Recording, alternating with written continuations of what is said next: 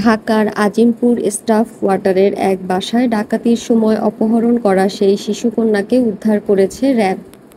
অপহরণের ২৪ ঘণ্টার মধ্যে রাজধানীর মোহাম্মদপুর থেকে অপহরণকারীকে গ্রেপ্তার এবং শিশুটিকে উদ্ধার করা হয়। র্যাবের মিডিয়া সেন্টারে সংবাদ সম্মেলনে এসব তথ্য জানান র্যাবের আইন ও গণমাধ্যম শাখার পরিচালক lieutenant colonel Munim Ferdous. Azimpur medical staff কোয়ার্টারের লালবাগ কোয়ার্টারের পাশের একটি গলি থেকে একটি বাসা থেকে একটি ৮ মাস বয়সী শিশুকে অপহরণপূর্বক তার কাছে মুক্তিপণ আদায় করা হয়।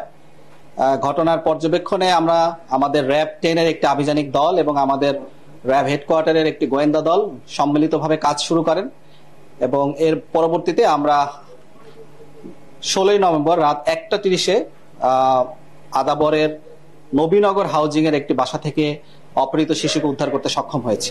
তিনি আরও জানান, এক নারী ও ২ জন পুরুষ সাবলেট নেওয়ার কথা বলে ওই বাসায় ঢোকেন। এক পর্যায়ে অস্ত্রের ভয় দেখিয়ে টাকা পয়সা ও স্বর্ণালংকার নেওয়ার পাশাপাশি ফারজানার একমাত্র শিশুকন্যাকে অপহরণ করে নিয়ে যান। ঘটনার পর শিশুটির ছবিসহ একটি পোস্ট ছড়িয়ে পড়ে সামাজিক যোগাযোগ মাধ্যমে।